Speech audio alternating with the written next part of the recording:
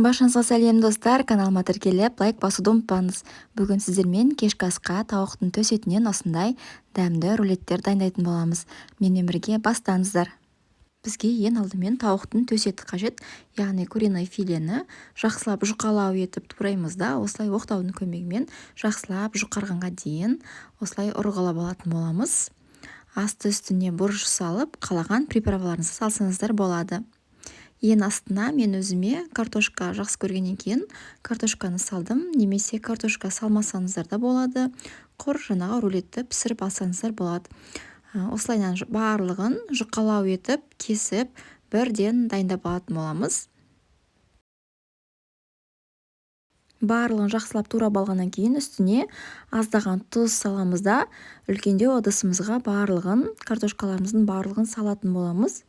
Және бұл жерде бірыңғай масса болғанға дейін, яғни тұзы сіңгенге дейін араластыратын боламыз. Мен ыдысымды әйнек ыдыс алдым, оның үстін аздаған май қойып, жақсылап жұқалау етіп жағып алдым.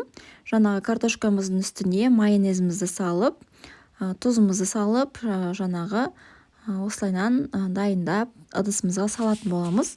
Майонезбен жасасаңыздар өте құрғақ болмайды картошкамыз, жақсы бір сочный дәм беретін болады. Енді ыдысымызға бұл жерде мен чеснок алдым. Молотый чеснок қолдансаңыздар да болады. Менде 2 дана чесноктың үстіне қазір майонезді салатын боламын. Егерде майонез ауыр болады десеңіздер, яғни сметана қолдансаңыздар болады. Барлығын араластырып, осылай дайындап алатын боламыз.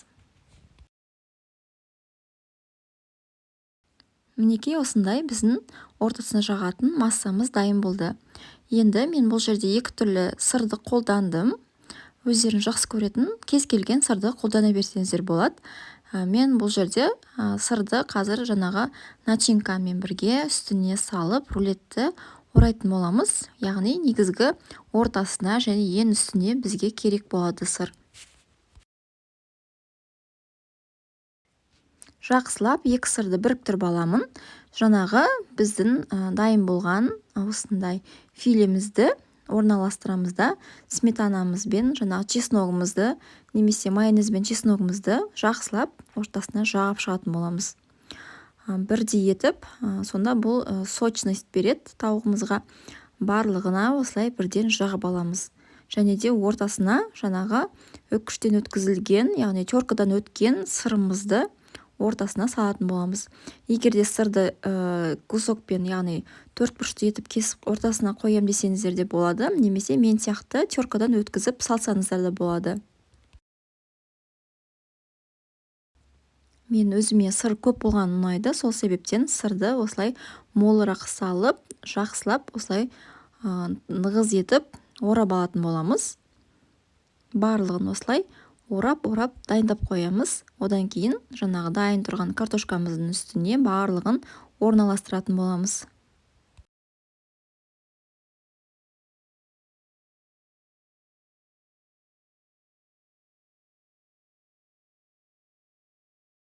Мінекей осылайынан дайын болды. Енді бұның барлығын үстіне, жаңа картошкамыздың үстіне орналастырып шығатын боламыз. Егерде сіздерге картошканы қолданбаймын десеңіздер, жаңағы өздеріңіздің шағын ыдысқа тауықтарымызды қастарына орналастырып пісіре берсеңіздер болады. Жаңағы қалған тауықтарымызды дәл осылайынан жаңағы ортасына майонезіміз бен чеснокты жағамыз, сырды саламыз, және де рулет сияқты орап барлығын дайындап алатын боламыз.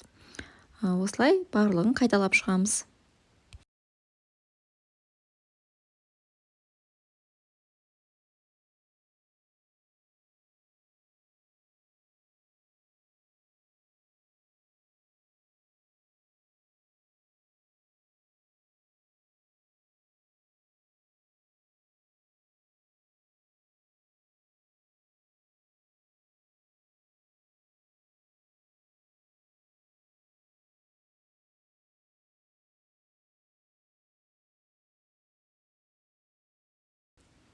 Осылайынан барлығын орап картошкамыздың үстіне орналастырамыз. Осы кезде духовкамызды қыздырып қоятын боламыз.